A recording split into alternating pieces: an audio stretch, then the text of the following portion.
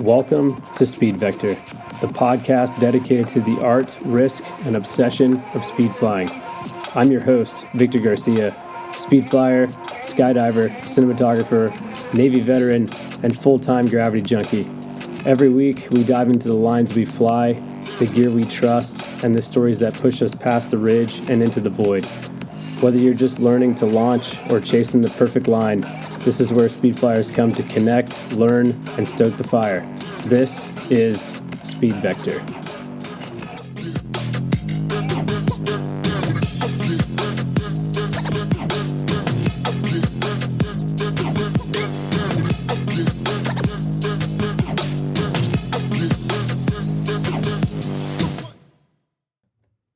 What is up, everybody?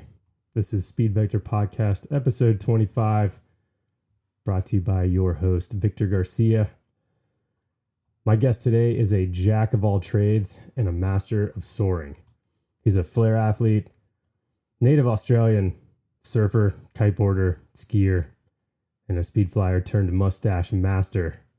He's got an amazing YouTube channel, but ultimately he is a super rad dude, and his name is Corey Symes. I first reached out to Corey about two and a half, maybe, years ago, and was really surprised at how quickly he got back to me and how willing he was to talk to somebody like myself who was just coming into the sport and had a lot of questions. And, you know, he was very generous with his time and his knowledge. And, I mean, he's a true ambassador to, I think, the culture of speed flying. And like parakite flying and everything. I mean, just this sport in general, right? Everyone seems to be willing to, you know, lend a hand or give some advice, especially at the higher end, at the higher levels of this, you know, of athletes in the sport. And Corey is definitely in that group of people where he's just super rad, you know, really easy to talk to and really very willing to, you know, give some of his time to talk, which is super cool. I'd like to think that we have cultivated a bit of a virtual friendship and mentorship. And, you know, I couldn't be more grateful for him and the little tidbits of advice he's given me over the course of the last couple of years. And yeah, I was super stoked to finally get down to sit and talk to him for a while. I really enjoyed our conversation, and I hope you guys do too. All right, let's get into it. Enjoy. Ooh, sweet. I think we're doing it. Let's see. Corey, say some words. Hello, Victor. Perfect. Corey Symes, welcome to the Hello. Speed Vector Podcast. Hey man, How's it going? thanks for having me. Of course. I was saying it a minute ago, but I've been trying to get you on for a while. You're just like you're very like elusive, you know, you're really easy to get in contact with, but hard to sit down with. And I mean that in the most like polite and respectful way possible. You live a very, very cool life, at least on Instagram. You know, I definitely want to hear about your adventures. And I mean, it seems like to me that everything is better in Australia. Just in general, like the vehicle you drive is rad.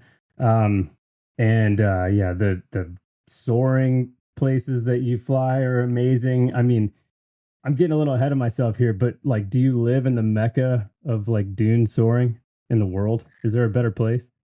Oh, it's a pretty good place. I think too. Also, when the seasons are opposite, you know, you're like in your shoulder season at the moment, and it's peak season for us, so maybe it seems a bit better.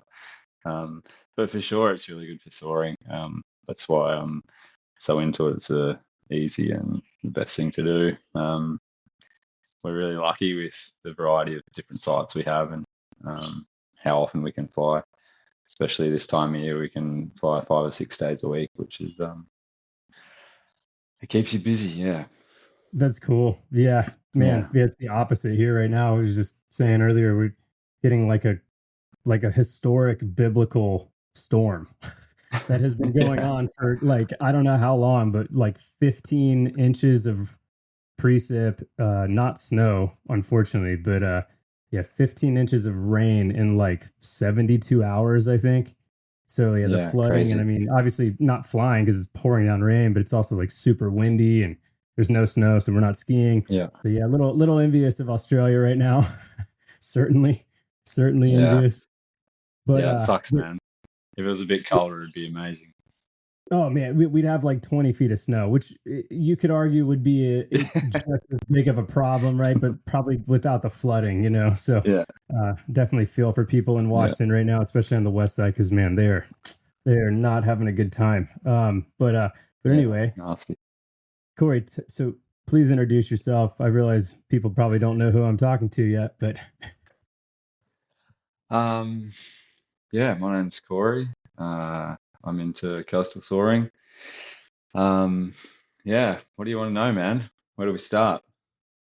well, I mean, so I've probably watched all of your YouTube videos over the course of the last couple of years, and it you started with traditional speed flying, am I right? Or did you start paragliding? Wait, how did you get into air sports? Skydiving, actually, Um, right? yeah, skydiving. I started skydiving in 2013. I was living in Canada at the time, and a friend was coming over to do his AF in California, in Lodi, and asked me if I wanted to join. And we're super competitive. We're always skating together and surfing together. And I was a bit scared of going down the skydiving path, but he was he was he was doing it, so I had to. Um, yeah, and then I spent a few years doing that. Um, I did a couple hundred jumps over a couple of years, and my friend that I did my license with, he went to Europe and got into speed flying, and he came back to Australia, and he brought a phaser with him, phaser 14, and yeah, he started soaring it on the coast. That was in 2015, 16. Yeah, and then he taught me how to ground handle. Bought myself a Firefly 16 off, I think it was Amelia Park actually, Ozone chick, and then yeah, taught myself how to ground handle, and um, that's where I kind of started soaring. Yeah, spent a heap of time on the Firefly, um, which is That's so probably funny good. because you look back at it now and it's real docile kind of wing, but it was a great starter. Um, Yeah, I yeah, bet. and Oh, then I mean, yeah, so I mean, is it mostly coastal soaring in Australia, or do you guys have mountains that you can speed fly? I mean, are there sites? no, no, it's I mean we have a few small hills, but landing areas are really sparse, and so it's mainly coastal soaring. Um, at that time, I really wanted to get into speed flying. Once I got the ozone wings, I started watching all the product videos, like the phaser product video with Malachi and Dave Edwards, and seeing them speed soar wings on the coast was just fascinating, and I really wanted to do that. And then I kind of got curious about speed flying, and I really wanted to use the coastal soaring to get myself to speed flying. So that was kind of like I looked at it as training for speed flying. Um, yeah, and that's what I really wanted to go and get to. I did a trip to New Zealand. I think I I spent a bit of lost you time there for a second, I got Corey. a You there? phaser as well.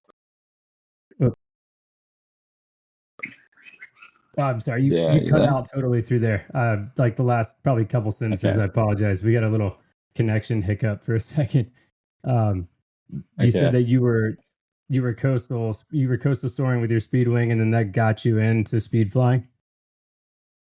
Yeah, I really wanted to head into speed flying. That's what I wanted to focus on, and I saw coastal soaring as a way to get lots of time under a wing and sort of progress and get comfortable flying.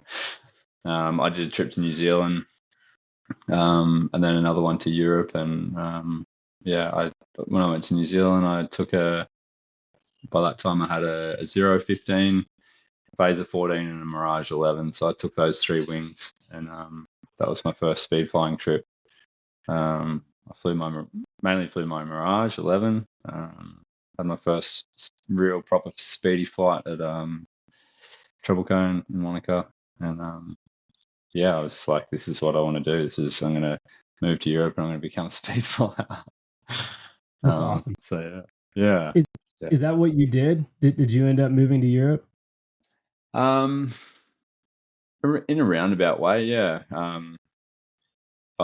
Speed flying was really hard to access in Australia, so coastal soaring was obviously a lot easier. So I just spent as much time as I could with that, and the more I did it, the more I fell in love with it. Especially when I got on the mini wings. I was on 0-15 for a few hundred hours, and then the flow yachties, and I just really really loved soaring. It was just a great bang for buck flying.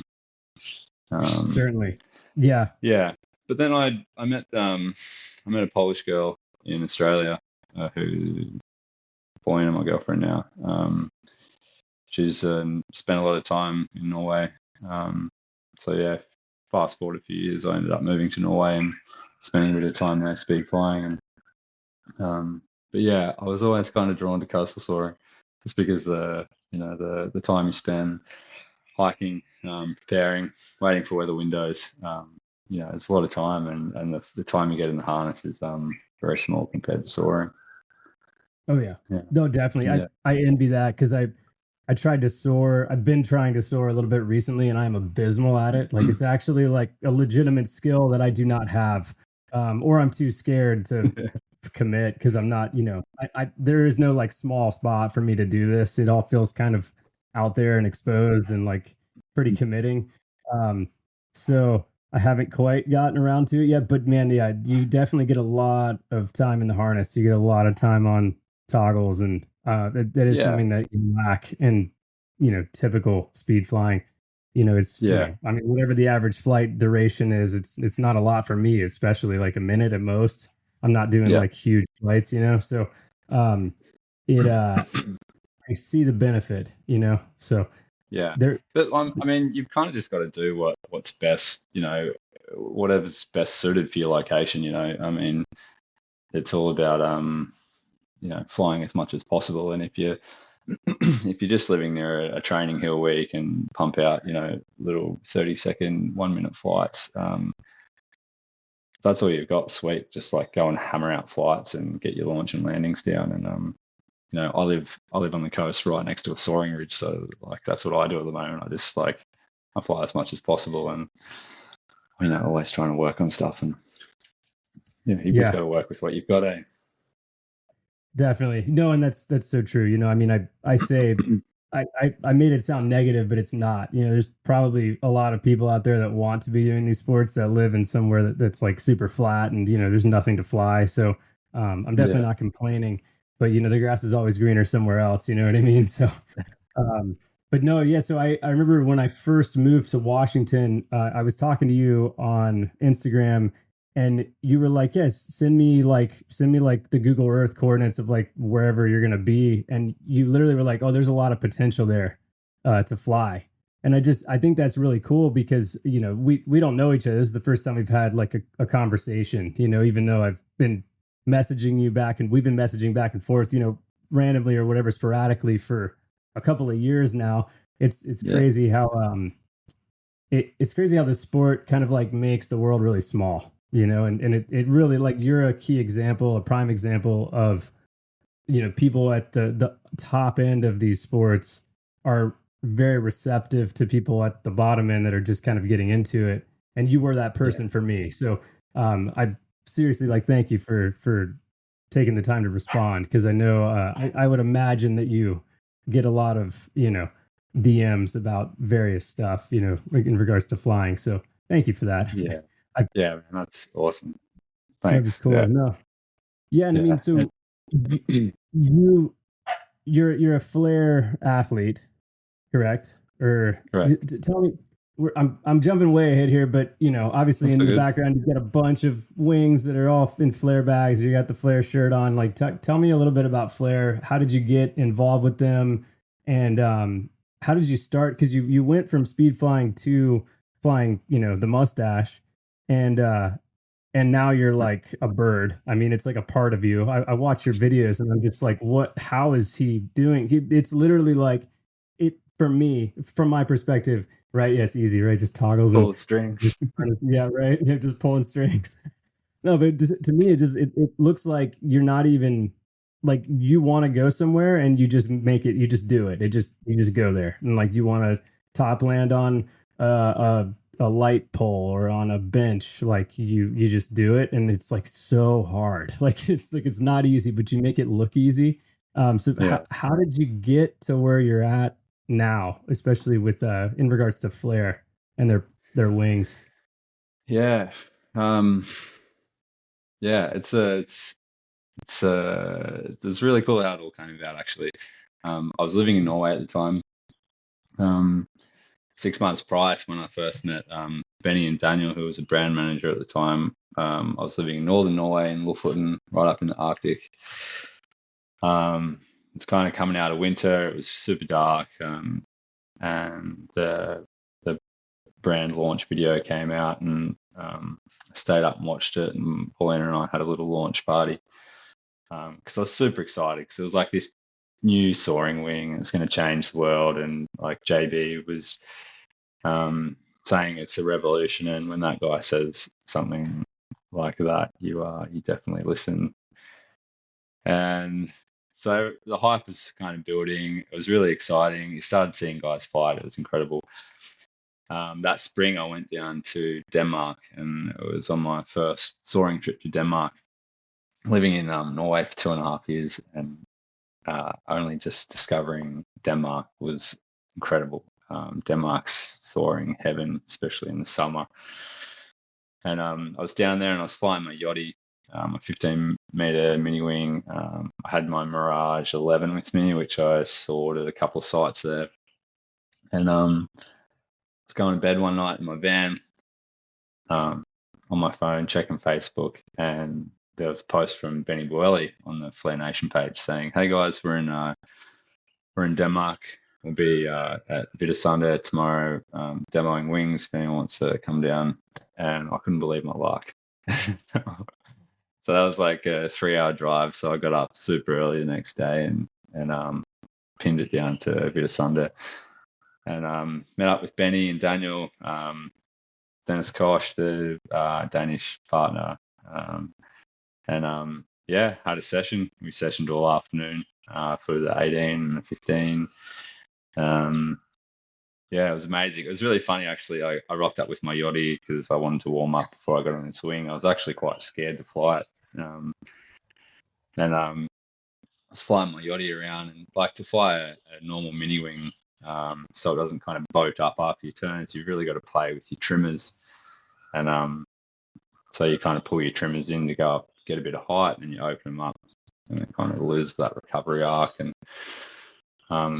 came down, put my yachty down, and Benny was just laughing, and he's like, "Oh, I saw you playing with your trimmers there," and I was like, "Yeah, like it's kind of just part of life, you know."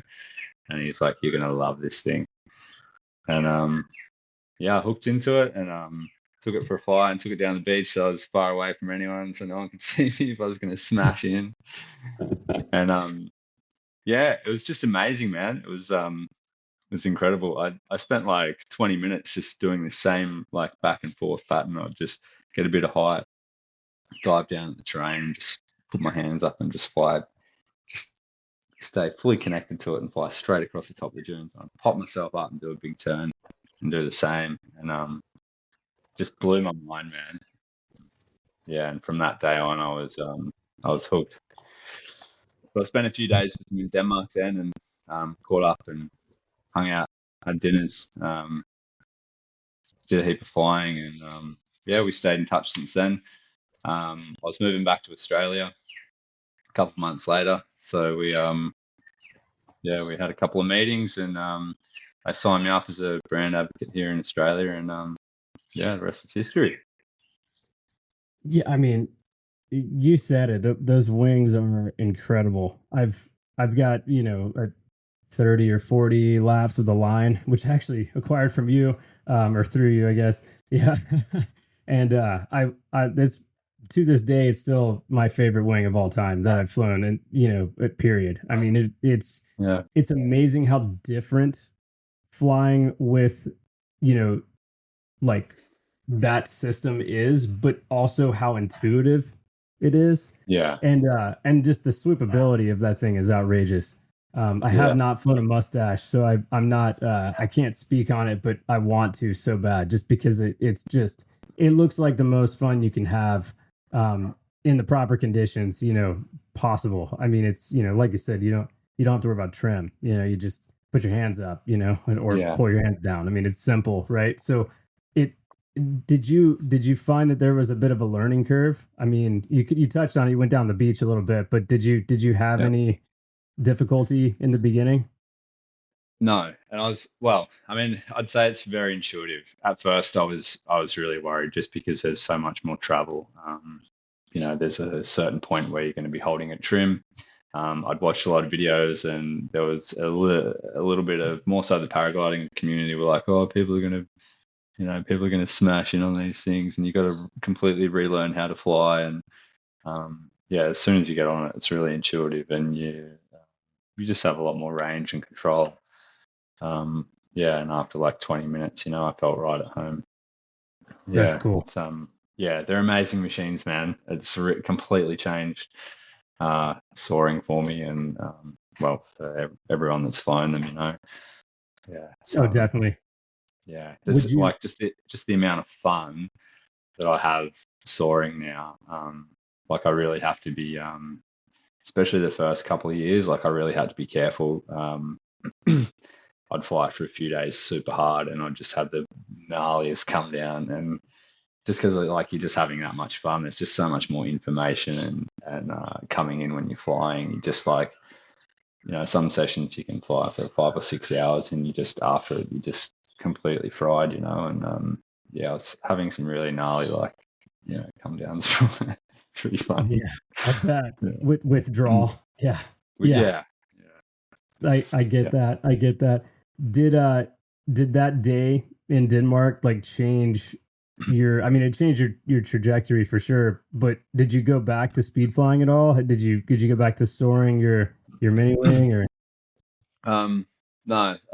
So once I went back to Norway, we were working a skydiving season at the time, and when I went back to Australia, it was yeah, I got myself a moustache, and that's all I flew.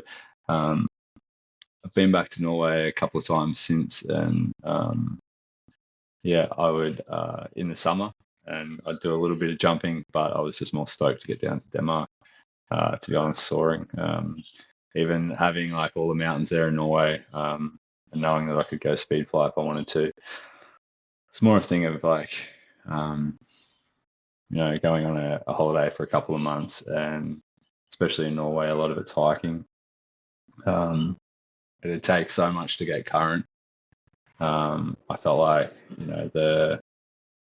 the risk for the reward wasn't quite there if I'm uncurrent, and I'd rather go soar. So if we will move back to Norway in a couple of years. If I'm living in the mountains for sure, I think I'll focus a bit more on it. Especially in the winter, I really want to get the line in the snow and kite it. Yeah, yeah. there's a couple of spots in Norway where you can soar and kite, and yeah, just I think it'd be a great tool to have there. Oh Yeah. yeah. Definitely. Definitely. That's super cool. Yeah, man, Europe's awesome because you're not that far away from anywhere you really want to go. I mean, it's a train ride or a decent drive and you're there. I mean, I guess Yeah. you could do the same for the States, but like it's different. Like Europe's pretty very special for sure. Yeah, So, get on a that- plane for an hour and you're in somewhere completely different, huge mountains. Yeah, and I've since like hanging out with all the flare guys. Yeah, I've got a lot of friends in Europe now, and places all over the places all over I can visit. Yeah, couches to sleep on. that is a good way to do it. Yeah, and I've only been to Spain, but I figured once I got there that how like inexpensive it is by comparison. I mean, it really isn't like once you're there. I mean, it's a big flight from the U.S. I'm assuming it's a pretty big flight from Oz, also. But once you're there, it's you can get around pretty cheap, which is cool. I mean, even the ski areas are less expensive. Like the food is better and less expensive. It's just a Yeah, good place to be. And there's like and And it's big boy roles out there too, which I appreciate. You know, there's not like liability issues coming out the ass like there is in the US. So I think there's a lot of good going on there. Um, I just found out like half of the pilots in Washington are going to France and Italy in like April. Like nobody Oh, told me about nice. this. I'm like, shoot, like I, I would have probably got a ticket, but it might be too late now. I don't know, just because of money and stuff. But yeah, man, it's on my list to get out there and spend some time there for sure, because special place. Um, but man, what was I gonna ask? Oh, you have traveled quite a bit with flying and with the other stuff. Like you surf. Obviously you're Australian. I figured if you didn't surf there, you'd be like weird, right? Because Yeah. everybody surf in Australia. Is that just like a thing? I Yeah. mean, Yeah. More or less. You kind of just grow up in the ocean, and yeah, you're throwing bodyboard when you're super young, and when you're old enough to realize the difference, you jump on a surfboard, and yeah, everyone's in the ocean a lot. It's hot. People like to swim. Yeah, cool down. the beach, Yeah. like beach clubs and stuff, right? Yeah, Yeah. I used to be really into prone paddling when I lived in Hawaii, and I would Oh, like yeah. watch all the Australian races, and like I Yeah. had like I had a race board and I had like a training board. The training board was like a 10.5, and my race board was Nice. a 12.0. Yeah. Like stock, you know. Yeah. And I can't remember the name of the board that, or the manufacturer of the board. I guess the shaper, but the training board I had was like, it was from Australia and it was painted with like old school prison stripes, and then it had Jet Li on the bottom. It was so Okay. rad. Like I wish I would have just Nice. kept it, you know, but it was huge. I mean, it takes a lot of Yeah. space, right? But that board Yeah. was sick. I'd like sit way outside and catch just swell lines and ride on my Yeah. knees all the way in, like in Hawaii, you know. So I'd have to like be a little careful because people would, you know, chew me out, or, you know, I mean, it's a little hostile there sometimes, depends on where you're surfing. But yeah, dude, I love the culture in Australia. Is it 80% of Australians live on the coast? Is that right? Or did I get that wrong? It sounds about right. Yeah. It You makes drive sense, half an hour inland from the coast, and there's not much right? in most places. Yeah. And everything wants to kill you, like the spiders and the snakes and the frogs and like whatever else. No, it's not like that at all. It's not like that No, at all. No, I mean, and we kind of think that about places like where you are with bears, and it's not like that at fair. all. Sure, yeah, yeah, for sure. I mean, like where I'm living now, we just moved up north into like central Queensland, and there's definitely crocodiles around, but you know, yeah, we still get in the water and kite surf, Oh, and yeah, I've lost Corey. There's There you are. Sorry. okay, You you're said back. crocodiles? Shit, Or yeah, I yeah, lost you for a second. You said you okay. moved to Queensland? Yeah, central Queensland. So we moved Oh, north a bit, closer to the tropics, and yeah, so there's crocodiles around, but uh, not like as in many the as ocean? further north in Australia. So we still, get around. Yeah, more so in the rivers. Yeah. Uh-oh.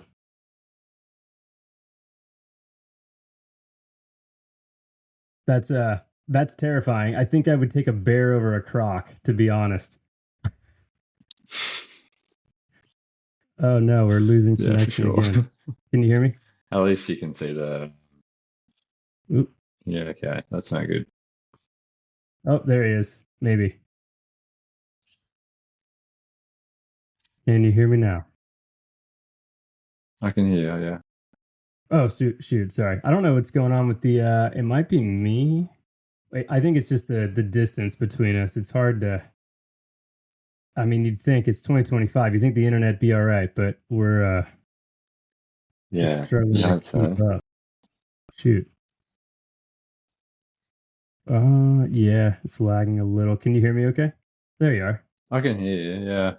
Cool. So It's going in and out. I can see on the top screen it says 45% uploading. Is that?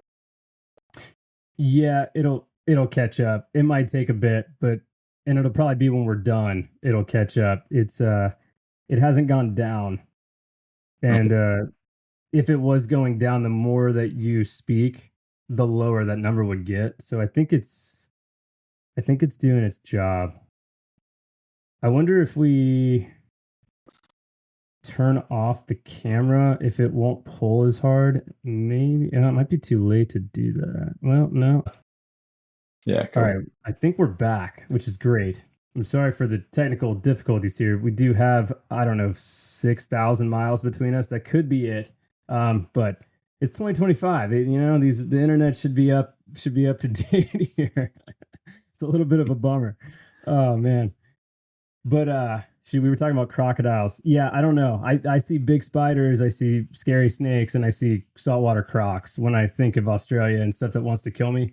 I realize we Yeah. have, grizzly bears and black bears and mountain lions and cougars and all that. So, pick your poison, right? Um but everybody does grow up in the water, which is really cool. I think the culture is amazing. It Yeah.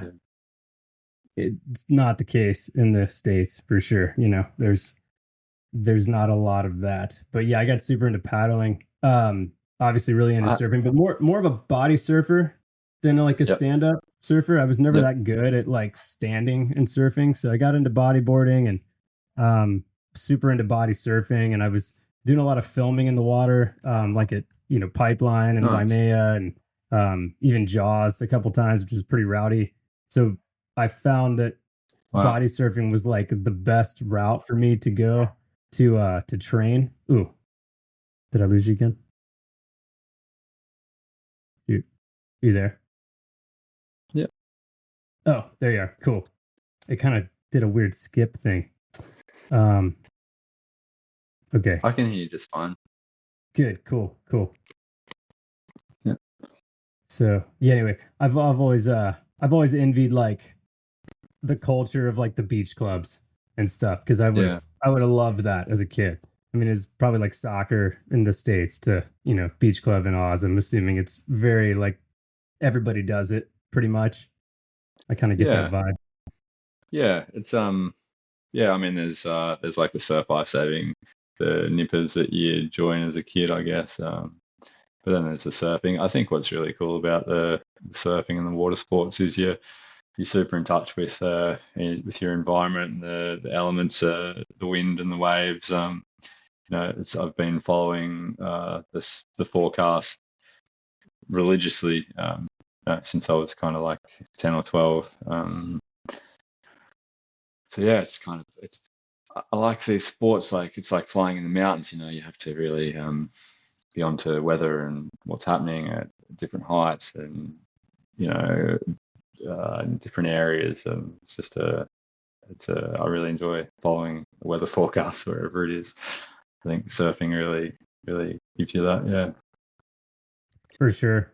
For sure. What's your go-to like app for weather or website? Do you have one?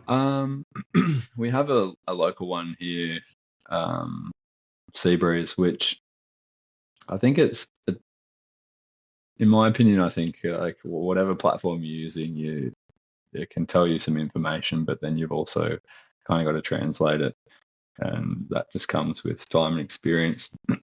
The local one we have here, Seabreeze, it can say something, but I know it will actually do something else, and that just comes from time watching it. Um, Windy's a good one I use overseas. Windfinder I really like because it's easy to find weather stations on the coast, um, and it's got a lot of information. So yeah, Windy is what I use when I travel. Windy and Windfinder on the coast at Seabreeze. Yeah, Yeah, I'm on yeah, the Windy app. I've been a subscriber to that one for a while. I love it. But it is yeah, usually not totally accurate, like you said. So you kind of got to know the site, right? Um, yeah. but it is helpful. It's certainly helpful. Um, Yeah. you also kite surf. I've seen some videos of you kite surfing. Do you think do you think that kind of led you into the coastal soaring? Like, I mean, obviously a lot of it's like where you live, right? Or where you were when you started, but did your love of wind sports originate with kiteboarding and kite surfing? Yeah, for sure. Kite surfing has been a massive part of my life. I started in 2005, and we live in a windy area, so kite surfing made sense.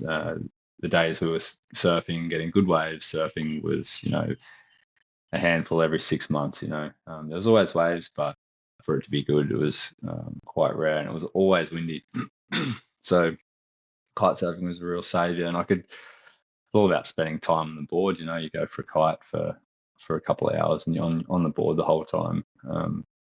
It's just a lot of fun. You can do things kiting that you can't surfing too, just because you've got a balance point and extra power. And I don't know if it led me into the paragliding, but it definitely helped when I got there, just with understanding the wind window, and watching forecasts and knowing what it was going to do. And then they cross over really well too, especially now with the parakites. I mean, with the mini wings for sure, when you're on the ground and you kind of pulling yourself across the sand, it definitely felt very similar. And there's a lot of things that cross over with kite surfing for your flying, but getting on the parakites, that's when it really was obvious that they're really, really similar, especially when you're on the ground, launching, landing, and pulling yourself along. I think anyone that's into flying parakites should spend some time kite surfing. One, because it's amazing fun, and you're on the water and you're getting a bit of a workout, which is what really sucks about soaring. You're not really doing anything. You're kind of just sitting there. Like, if I could be working out while I was soaring, I'd be absolutely shredded. So, right. That's a really good point. Yeah, we are just kind of sitting, right? It's not super physical. It's mentally very stimulating. But speed flying, you're hiking, so you're getting that workout. You can charge up the hill, and it's that feels great. But I think that's what soaring. If soaring is missing anything, it's that you're just kind of sitting there and having the time of your life, but you're not working your body at all. Sure. Yeah, that's such a good point. Kite surfing is great. Anyone that's into like parakites, I really think should spend some time kiting, because it'll brings a lot to your flying game, I think. Yeah. The light bulb went off in my head as soon as I asked that question. I'm like, of course Corey was into it right away. You have been kite surfing since 05. That is like, I mean, I can't imagine what the equipment was like in 05. I learned to kite surf in 2011 on gear that was probably like 08, 09. So I'm assuming maybe a little bit better than like the gear that you would have potentially been on in 05. And it was terrifying. I mean, I got yanked. Like, I had a couple good like downwind runs, but it was like there were some moments where I was like, this is literally where I'm going to die, and just get drugged down the beach. And I had like a 14 or a 15 meter kite, and it was pretty real. I think the technology's gotten a lot better now. It seems like it's more approachable, at least. But yeah, what was it like in 05? I mean, I can't imagine. Well, the depower bar was out, so it was a lot safer than it was a few years prior.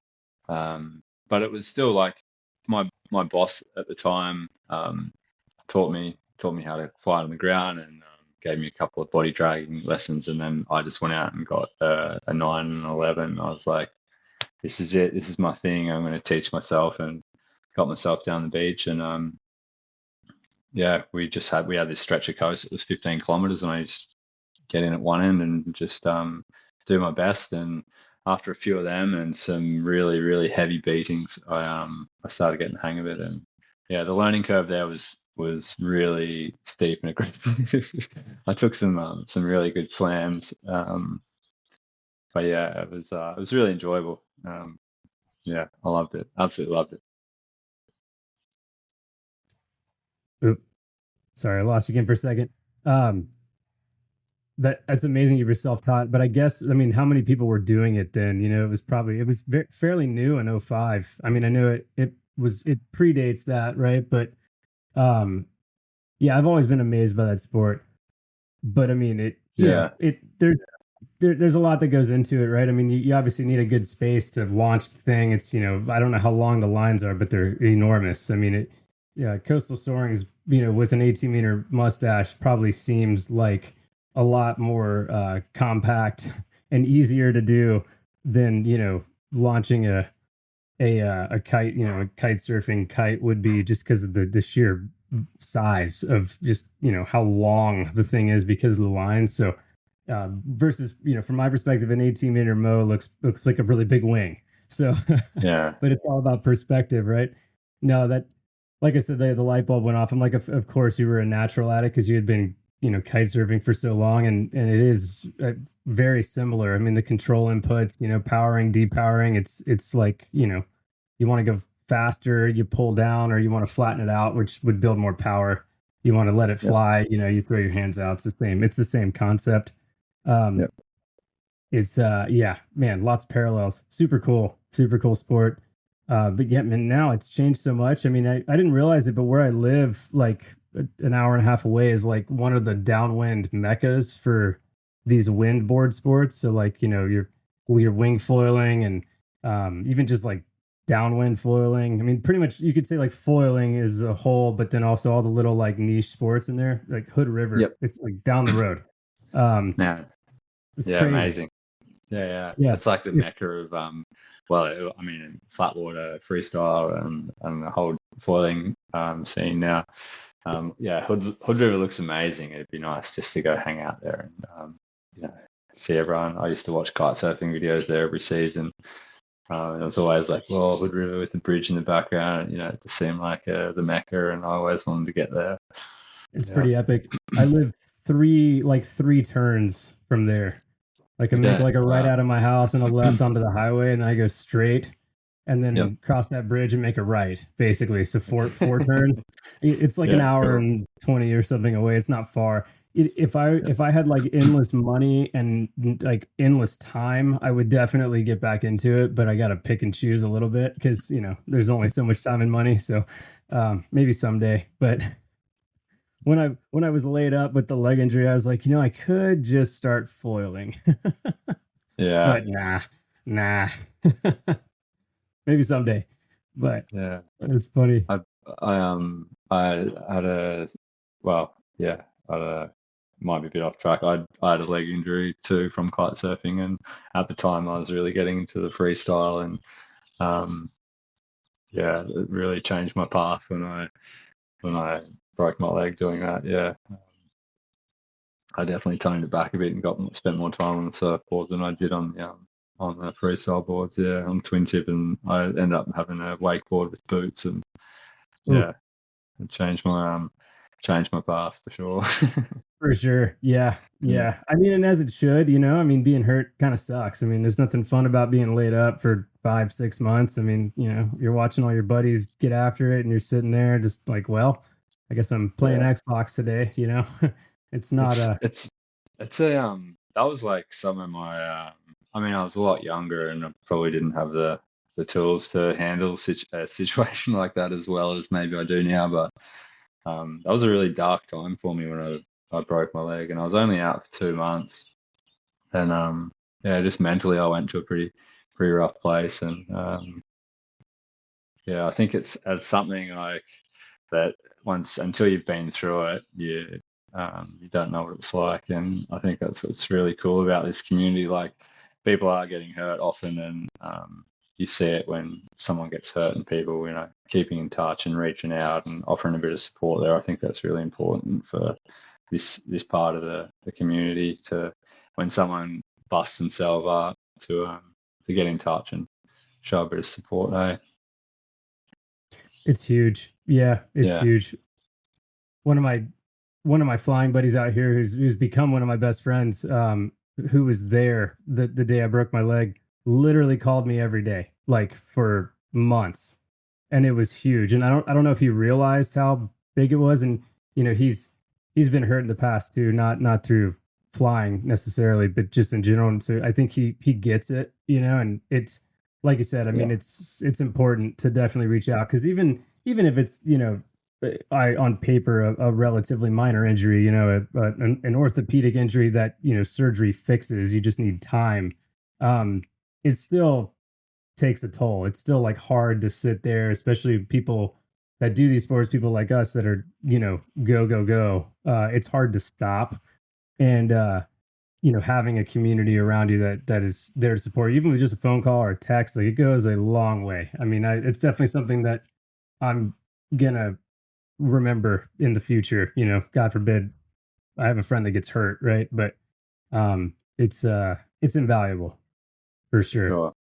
Yeah. For sure. A, Yeah. a lot of us guys that do these sports, we like to keep busy and we don't like to sit still and have to deal with ourselves. So that's why we're all so passionate about these sports and so active. So when we're forced to, it's a time that we really have to face up to that. And it's an interesting time for sure. It is. You did a really good video on talking about this not that long ago, like maybe in the it's like April or May, I want to say time frame. Yeah. Kind of leads me into your YouTube channel, which is how I discovered you in the first place. Awesome, awesome videos. I definitely want to hear about like your process with that. But um, if anybody hasn't seen this video, it's listening. You should go find it on Corey's YouTube. It's like you basically, I think, had witnessed a couple accidents. Think your good friend had gotten really hurt soaring, and then you just were like, hey, everybody, just like take a pause, like take a step back. And I mean, would like obviously, you had seen some things, but what were you seeing, I guess, beyond within your like friend group that led you to take the time to make that really well put together, video? Thanks, man. It was when I think I'd been on the Parakites for 2 seasons. I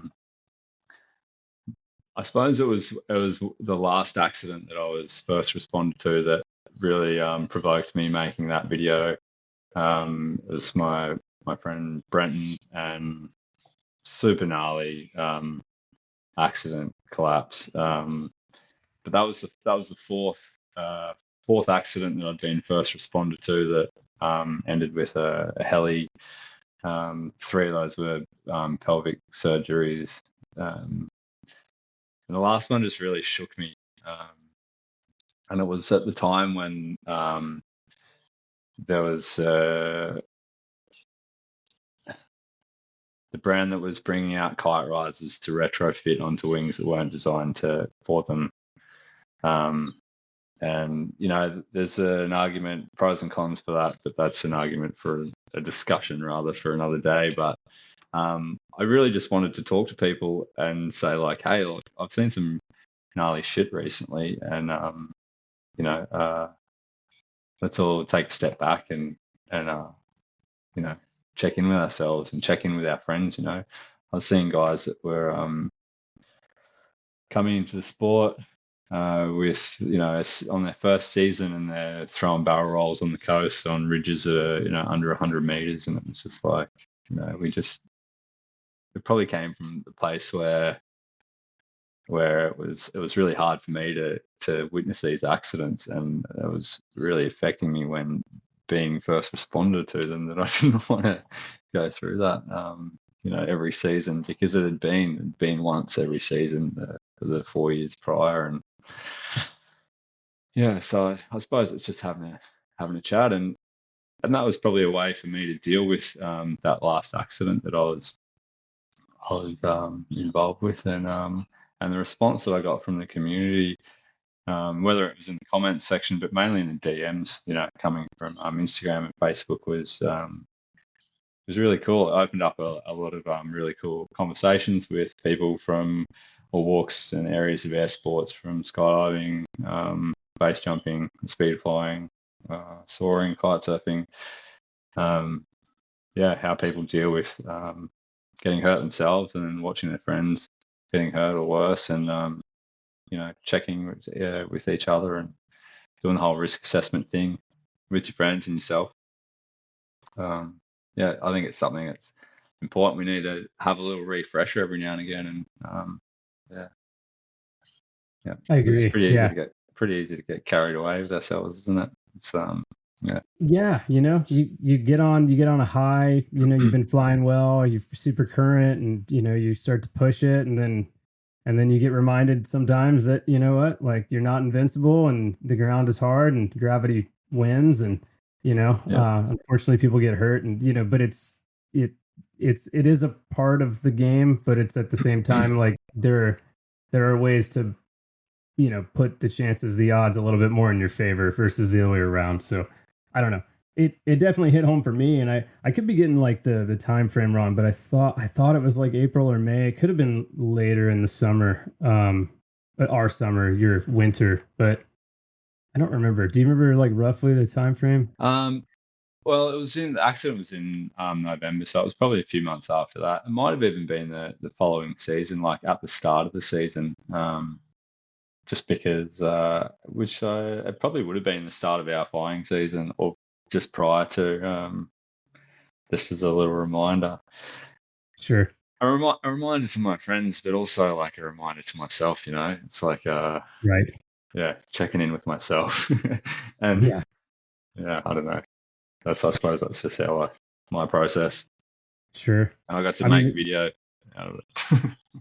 yeah. So I I love mean, making what videos. I was gonna say, what got you into to the video making? Because your production quality is really high, and like I don't know how you film and like what you shoot with. I do want to hear about that, but like it you're really good at telling stories, and like you're good at like I think like the pacing is good. I have a 4-year degree in film, so like I'm a nerd for like Wow, awesome.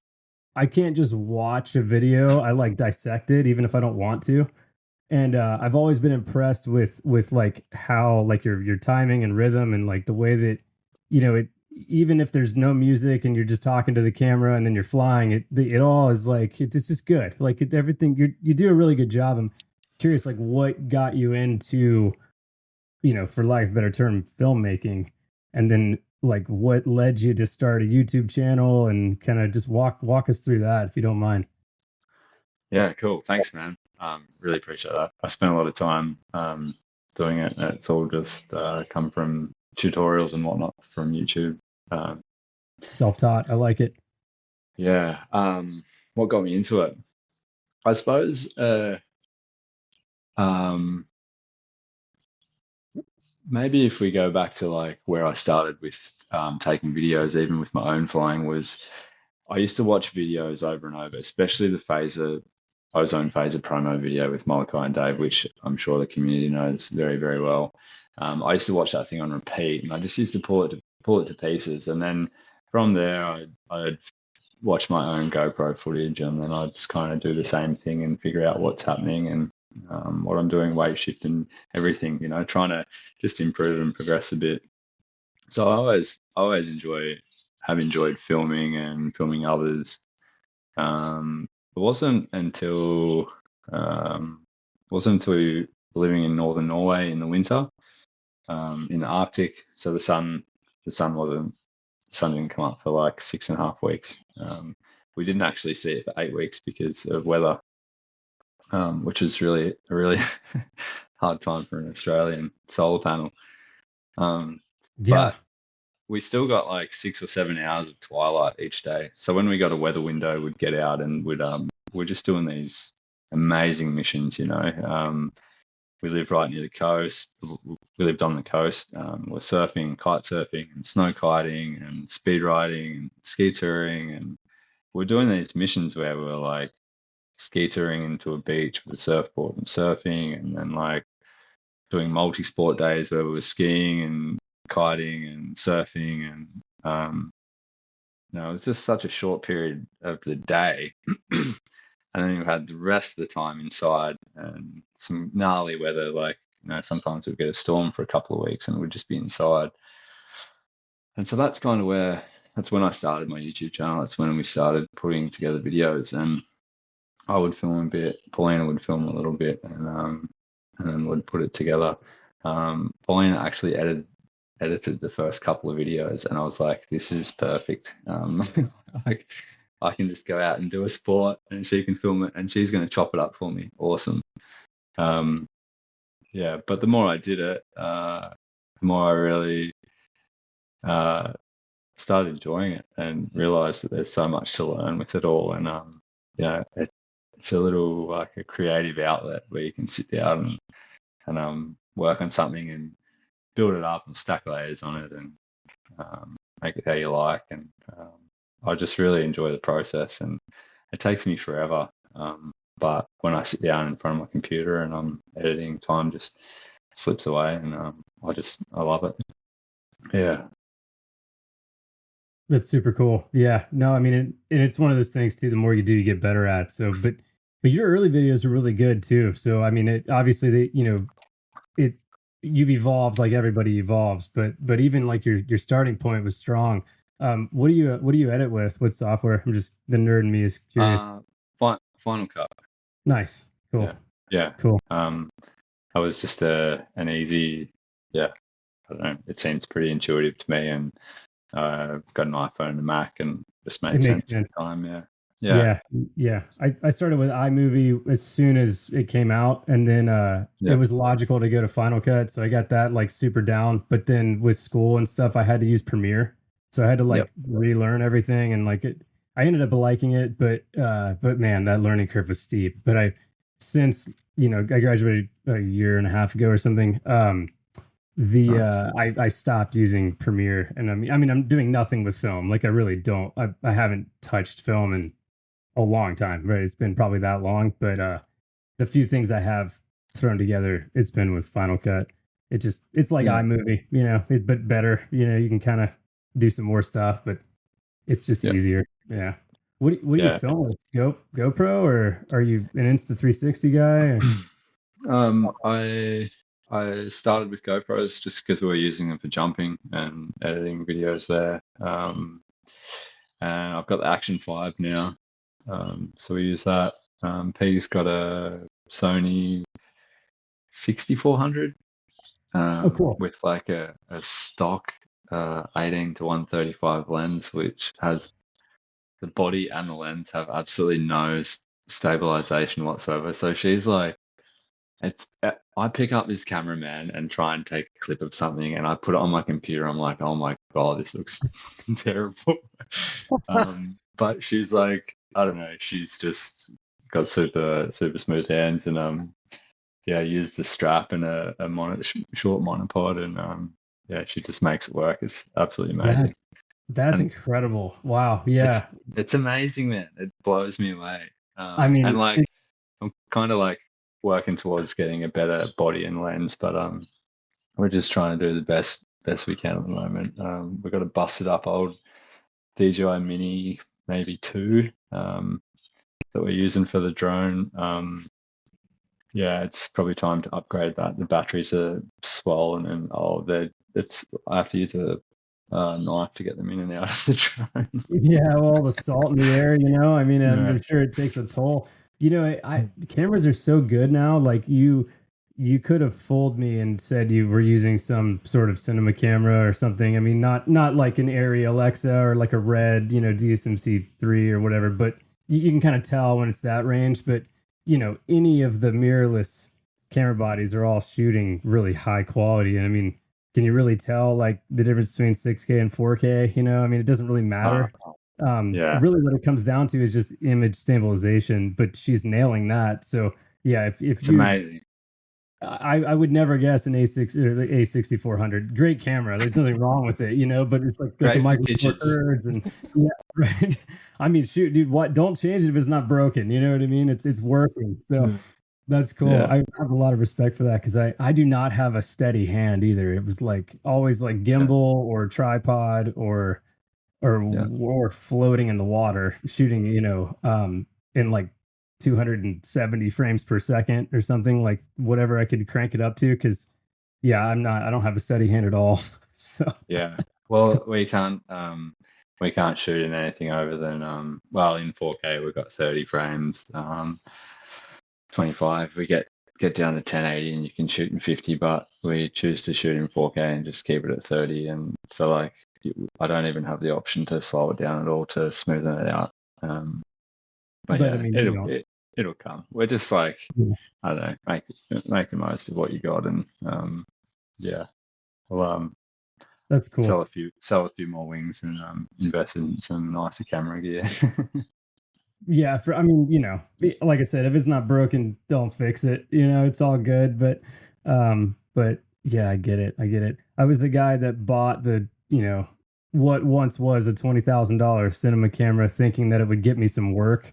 And the honest truth is it doesn't, I mean, it doesn't matter what camera you're using. What matters is like the content that you're making with it, as long as it's not 1080p, or 720 or whatever. Like you could probably get away with 1080, maybe. But yeah, I mean, expensive cam, they're all the same. And in 2025, they are all capable. I mean, my iPhone shoots better than, like, Yeah. I have a Leica, like, stills camera, and then I have this app on my phone that's the Leica app, and it was like $10, like one time payment, and it takes, I would say, 85% of the quality that my Amazing. $67,000 Leica takes. I mean, Yeah. like, I mean, do I need a $7,000 Leica? No, it was a gift to myself when I got out of the Navy for surviving. Basically, I was like, yeah, what's 7 grand? But maybe not the best idea. It's a mow and a line. I mean, I probably could have spent it on that, but whatever. Yeah. Hindsight. iPhones are amazing too. I use my iPhone handheld while I'm flying a lot, and the shots you get from that, it's amazing. They just look incredible. I think it's probably, you have more options with framing there compared to FPV. I think for the time and effort, you can get some incredible shots just handheld with your phone flying around one-handed. How iPhones do are you, amazing. how do you pull that off? Do you have like your phone in your hand and like the toggle, or are you just flying with one? Uh, Both toggles in one hand, and then Okay, flying just back and like forth. this Yeah, and filming. Yeah, that's cool. That's cool. yeah. Speaking of YouTube, I saw Flair's latest couple of videos the other day, which was super rad. You guys were teasing something new, and my brain went to, is it the Line 2, or it's not the Mo 3? The Mm, Mo 2 just came out like a few months ago, it seems like. So what is this? And then, a couple days later, I'm like, oh, the Bandit. That wing yeah, looks sick. I mean, it looks scary for me, as like a speed flyer and not like a paraglide guy, but it's got such a high aspect ratio compared to like yeah. the Mo. But it just looks like a weapon, man. Oh my gosh. Can you tell us about the Bandit a little bit? Yes, I can. The Bandit is an absolute weapon. It looks like it. um, Yep. yeah, it's it's such an incredible little machine. And Benny Boyle and Benny Cullen been working on it for a couple of years. So they put a lot of time into it. I mean, Benny's probably had it in his mind for more than that. He's got a lot of designs in his head. But yeah, I had a prototype 12 months, 18 months ago, and even then it was really amazing. But since then, it's come a long way. And for a high aspect wing, it's initially I thought it was just going to be for tearing around sites as fast as you can, and smaller sites, smaller flatter sites. But since being back in Australia, I've for a couple of weeks, I've flown it a bunch more. I've got a 16 and a 19 with me, and I've put it on a lot of local sites where I am now that are quite tight. And yeah, it's working well. You get a lot more feedback from it, just because of the size, the aspect ratio of it. It's pretty wild. You get back on a Moustache, and the mo just feels like it's on tracks. It's just like just tearing along. I bet. Where you fly the Bandit, and there's just like a lot more feedback. It's just moving around a lot more. And but yeah, with that, you get a bit more like fine tuning. Once you kind of connect with it. Like I thought last night on this site up the hill, and I was playing around with this guardrail, and I can stay on it with the Moustache easy enough, but I just had a little bit more control with up and down and in and out from the ridge, which was really cool. I also flew, like I've flown this site for years. I don't know how many hundreds of hours I've got on it now, but quite a few. And I flew somewhere where I hadn't before. I flew a couple of kilometers down the road. It's pretty much just soaring trees. These she oaks right on the beach. It's just, I couldn't believe it. It's blowing my mind. So I think it'll be it's not going to replace the Moustache, but it'll just give you more options for different sites. to be able to fly smaller sites and flatter sites on the coast. So it's pretty exciting. It's something new and something new to learn, and I'm really looking forward to see what people do with it and where they take it. So yeah, I'm still getting to know it, but it's a little rocket. Yeah. Yeah, it seems like it. And it, like you said, it opens up smaller sites because of how efficient it is. Is that Yeah, that's why? Yeah.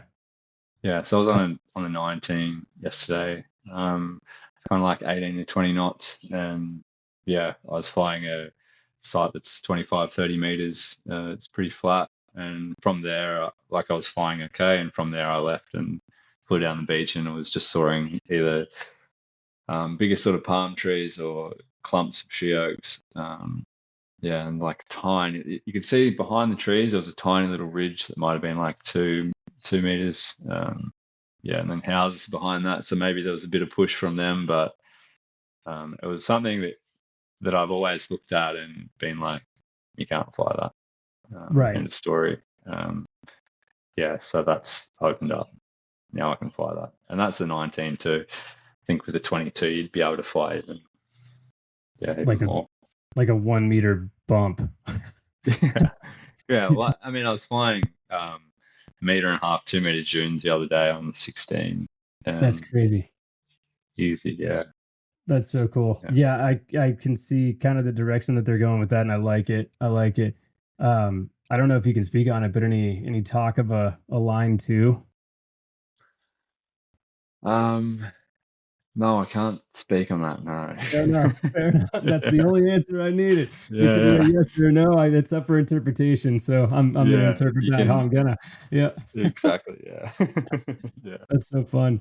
How did you keep the Bandit quiet if you've been flying? You said you had a prototype like 18 months ago or a Man, it year was ago. so hard, I and bet.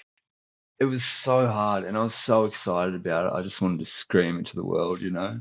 I wanted to show everyone. I wanted to send pictures, and because we filmed heaps too, and like I couldn't use it, and I'd go through and I'd watch it. Like I'd be editing one night. I always had it on a folder in my hard drive, and I'd see it, and I'd go and watch it, and I'd be like, oh shit, you know. And then I don't know. It's just it was really hard, and I only had it for a couple of months and had to send it back, Sure.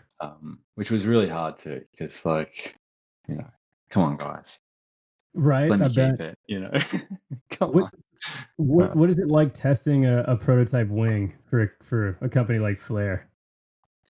Man, it's a huge privilege. It's incredible. It's hard to believe, you know, when Benny's like, hey, man, we've got this new wing. Can we send it to you? I'm like, fuck, mate, yes. So yeah, it's amazing. And sometimes I don't feel like I've got the knowledge to give the feedback that maybe they're looking for, but I do my best. And yeah, it's great to be a part of, you know, the progression of the sport. I feel really lucky to be in the position I am and doing this. It's really special for sure. Yep. Definitely. And Is it it's your so full? good flying Yeah. something new. You know, Oh it's like yeah. we all love flying new and different wings, and yeah, especially yeah, It is. love it. It is a bit of an addiction. I Yeah, love, like, if I could like afford how many wings every. have you flown? Oh man, that's a good All of them. question. Like a lot. Yeah, a Yeah, lot. Various sizes, and I even have a couple wings that I haven't flown yet. But I just yeah, have them because they because were you've got for sale and I had a money, and I six the something. 6 meter, Yeah, yeah, the R3. Yeah, cool. it's kind of funny. Like I pulled it out the other day, just like in one of our rooms in our house, and I was looking at it, and I'm like, I really like this thing. Like it's so small. It's so small, and it's new. I mean, I bought it used, but like barely, like maybe 30 flights. And really well taken care of for the most part. And I'm just like, yeah, it's just so it's funny, right? Because the smaller wing is easier to handle when you're just like, on the ground or whatever. It's easy to pack because it's like a bed sheet. It's smaller. It's tiny. I mean, this thing is like atrociously small. But thinking of actually flying it kind of, scares the absolute shit out of me, as it should, right? But I'm thinking maybe, in the Good, spring with some good. skis on and some like, chill terrain, just like, just ski down with it over my head. Um, I don't know, see how it feels. Kiting, it's fun. It's super reactive. Obviously, I mean, if you look with your eyes to the left, you're probably going to turn left, uh, which is I'm Yep. obviously exaggerating a little bit, but that's how it feels. I mean, it doesn't take a whole lot. Um, but yeah, I mean, it's cool. I have a lot of respect for people that fly these things because they're pretty full on. I mean, it's no joke. But Yeah. I don't know, man. I do value my life, so and I don't want to get hurt again. So Yeah. I mean, I've been having a lot of fun lately on my 14-meter Freya. It's like fluid wings, Yep. mini wing kind of hybrid, Yep. and super easy to launch. It's got an awesome flare. It doesn't fly that fast. It wants to soar, which scares me. Like I'm not like Right. I want to soar when I want to soar, not like when it's just a little windy and I'm trying to speed fly. So it's a different for me. It's a switch. I think I have to flip, but it's a fun wing though. I mean, I've flown it around here on some really flat stuff that I've never even thought of before as being possible, and it handled. So yeah, Awesome. I'm enjoying that, and that's pretty much all I've been flying lately. Flame 13 got a lap on one of those a couple weeks ago. That's a cool little wing. It's a Yep. levels kind of a mini wing hybrid deal, and I Yeah. kind of want one, but it's weird. The Flame 2 only comes in a 13 or a 10. Like got bigger sizes and smaller sizes, but there's no 11. And I was kind of Yep. hoping for an 11 because they're so efficient and like the launch is really flat. Um, Yep. I already have a 10-meter fizz, so I'm like, I don't know.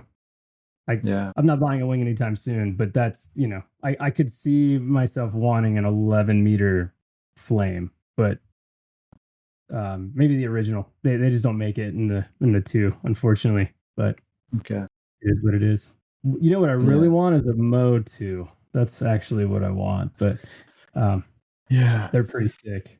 How would you Yeah. They're pretty how do you cool. compare the Mustache 1 and 2? I've watched a bunch of videos, a bunch of your videos about it, but I'm curious your thoughts. Yeah. Sure. Mm.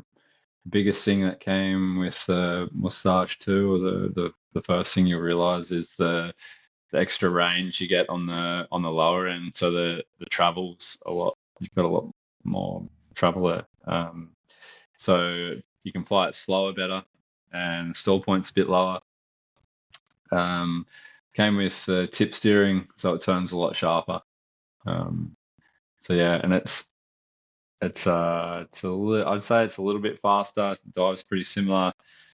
But yeah, it's like when you get back on the one, you really realize how much has changed because the trim's a lot higher and you have Hmm. less range and it feels a bit heavier. The mini ribs on the two lighten up the pressure on the brakes a bit. So yeah, it's just a bit more compact and yeah, user friendly, I'd say. Yeah, It seems like a ton of fun.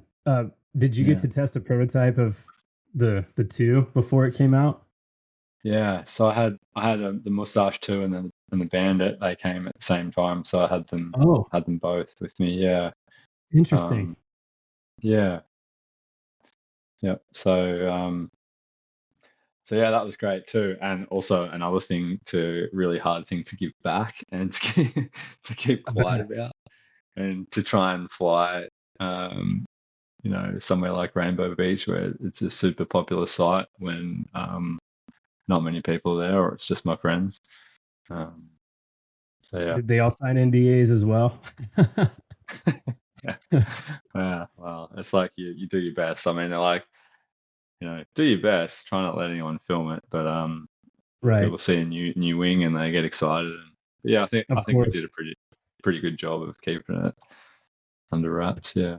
I mean, I would say, I feel like I have my ear to the floor with a lot of things, like with new wings and stuff. And I had no idea that, the Bandit was coming out until you guys announced it, right? Because even the little like teaser I literally was like, line two, like what, like where are they going with this? You know, like what is, but this doesn't really Mm. fit with like the lines, you know, persona, right? So Yeah. brilliant. Yeah, it's really cool too. I love the marketing that Flair does is awesome. Like it just they nail it, you know? I mean, it's why not have a massive mustache on the bottom skin of a wing, you know? It's just it's iconic. It's super Uh, cool. Um yeah. one another question about the prototypes, did they come like as they are produced? I mean, like did it have the bottom skin with the like the Bandit logo and like the you know the flare stuff, or are they blank? I mean, how does it look? Was it different? Um, yeah, like it looked different. It doesn't have the branding on it. But That's the probably Bandit one, I smart. had kind of the Dali, the big long and thin moustache on it. Um, That's so yeah, smart. they don't come fully printed, and yeah.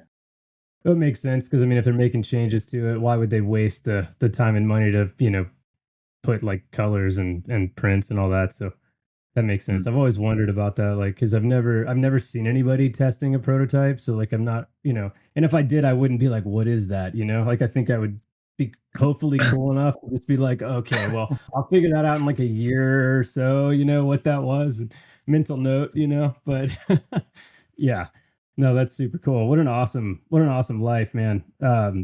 I gotta ask about your truck. I know it's not like related to speed flying, but it is in a lot of your videos. Is it a Hilux with like a flatbed and a camper build?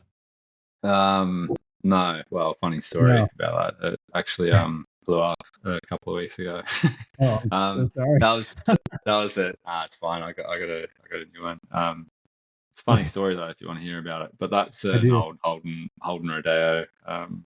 It's got an Isuzu engine. They're just like a cheap Australian Ute that, um, it's always been reasonably reliable. And it's got an aluminium tray back, and then I've got a box canopy that you can lift on and lift off it. And when we Okay. go away on trips or in like peak flying season, we've got a rooftop tent that we stick on there. And then if we're away flying, we've got somewhere to camp, and got a little kitchen in one side and a fridge and charging station and inverter, and so we're pretty self-sufficient. Carry enough water, we can last for a few days. And yeah, a lot of the spots we can fly, it's kind of beach access. So you're driving onto the beach, and you can drive up a couple of headlands and get away from everyone. And so you're away from the shop. And so it's nice to do that every now and again, get away for a bit and spend some time on the beach and get a bit feral. Yeah, it's great. Yeah. Oh, that's so cool. Yeah. Yeah. It looks like a Yeah. ton of fun. That looks like a Yeah. ton of fun. So what it blew up. Now you got a new one. Oh yeah. So um, a couple of days before I was going on the Bandit video shoot trip, I was flying out of Brisbane, which is 8 hours south. So I drove down and I spent a few days at Rainbow Beach before I went doing a bit of flying. And then one night we all had dinner down at the pub. We left the pub about 9:30. I was going to go and camp on the beach. So I drove down to the beach, and from Rainbow you can drive up towards this headland. I like getting up there and camping, trying to get away from everyone. So I was driving down the beach. I was halfway in between town and the point, and started hesitating a bit, and then heard a bit of a pop and a bit of smoke, and my clutch went. And it's Oh, like a Tuesday night or something, 10 o'clock at night. So I just started rolling, and I rolled as high up the beach as I could to try and get away from the high tide that was going to come in that night, and just came to a stop. And I was a few meters below the previous high tide line, so yeah, I was kind of stranded there. So with the incoming tide at night, my ute would have got a bit wet. I called a tow truck and got a quote for it to come and pick me up. It's going to be 950 Aussie, which geez. is, I don't know, yeah, like 700 euro or something. I was like, fuck, I can't spend that just to get it towed like 8 kilometers back to town. So I had my tent on, so I just popped the tent and slept on the beach for the night. It was so funny. I was having like this recurring dream.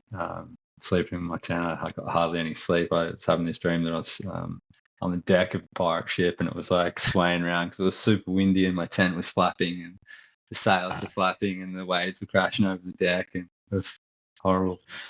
Oh, that sounds like But a yeah, nightmare. it was a nightmare for sure. But then I got it towed the next morning. A local drove past and towed me back to town, and I left it in town. I got a lift down to my mum's place, which is 2 hours south. The next day with some backpackers. The dude was actually flying a Moustache, which is really cool, a German guy. Yeah, and then the next day I got on the plane and off to Germany. It's pretty funny. That's amazing. Yeah, Yeah, that's both a nightmare in your dream and in like your, lucid awake state, right? Because you're yeah, stuck there on the beach below the tide line. Like, yeah, I wouldn't get any sleep either. That's yeah. rough. It's funny. Where Yeah. where So I got a new ute now. I got my canopy back on it. We're all ready nice. to go for the holidays that we're about to come into now. Pretty exciting. Sweet. We're going to do a tour down the east coast of Australia, so I'll have all sizes, the Moustache and the Bandits, if anyone's interested. There we go. Yeah, available for demos. Reach Yeah, out, hit them up. cool. Where can people Yeah. find you? Instagram's the best place, I guess. Yeah, Instagram. Instagram. It's Yeah, just Corey Facebook. Symes, right? Yeah, Like period or anything. Yeah. Cool. Corey Symes, you'll find me. Sweet. One more question for you. Where did you guys film the Bandit release? Is that Ooh, that is the sickest dune I've ever seen in my life. I'm like, I have never seen that. You probably don't burn the site, but if you can, yeah. no, Well, it's off the west coast of Africa, about 1,000 k's. no kidding, Yeah. man. So and we didn't know where we were going to go the week prior to it because it was kind of a last minute trip. So we're like, originally we started off in France, and then it was Portugal, then it was Morocco, and then Namibia, and yeah, we These were kind all of options. yeah, Like they were options for the shoot. Oh wow. yeah, yeah. I even got a visa to Namibia. I'm like, fuck yeah, we're going to Namibia. That's so sick. Yeah. Yeah, but then Bring a so boy. we had to wait for the forecast, until we could see. So we made the call a week prior, but I already had my ticket, so I had to have 2 flights to Munich, and then another 2 flights to get to where we were going. Wow. Yeah, it was an absolute mission. Yeah, eight flights in 2 weeks. Jeez. Yeah, and then you had to perform in front of the cameras. Yeah. Oh, yeah, and I hadn't flown that wing for 18 months or a year, and yeah, new site, new wing, new harness. I started flying the proxy, and it's new harness and new helmet, and there was lots of new things going on, and Lots of we were neat. straight into it. It was really Just jet lag, like whatever. oh, Yeah, dude, just drink a Red let's Bull and go. just send it and hope. Yeah, That's it was amazing. great. Yeah, the production quality was insane. I've watched that 7-minute release video a few times now, and I'm like, man, you guys nailed it. It is sick. Yeah. Tim, the photo guy, and Mark, the video guy. I mean, they both did a bit of the drone stuff, but those 2 guys are incredible. Yeah, Steffi, head of marketing, was with us as well. She was great. She's the absolute legend. She held it all together for us. Yeah, and then Benny and Gabe from France, the partner from Ginger Pilar. Yeah, it was just an amazing week. Amazing. Yeah, crew guys to hang out with. Super grateful for that. Yeah, thanks, guys. Yeah, I bet. Yeah, I'm going to thank them too for making awesome products and awesome wings and marketing and the whole thing. It's a really cool company. I'm sure it's awesome to be a part of. Definitely special. It's incredible, man. And I went and hung out at the office for a day on my way home, and just amazing bunch of people in that building, from everywhere. The sales guys, the R&D crew, all the guys in the service warehouse. It's such a big operation, a big collection of really interesting and knowledgeable people in the one place that all just froth so hard on kite surfing and paragliding and flaring. And yeah, it's amazing to be a part of, for sure. I bet. Yeah. Yeah. Bunch of like-minded rad people, it seems like. Yeah. For sure. Super interesting. Yeah, I bet. super interesting. Really lovely. Yeah. I bet. Oh, that's super cool, man. Any parting words for us? You got any wisdom to drop on our way out? Any wisdom to drop? Put you on the spot a little bit. Yeah. No, fly as much as you can. Check in with your mates.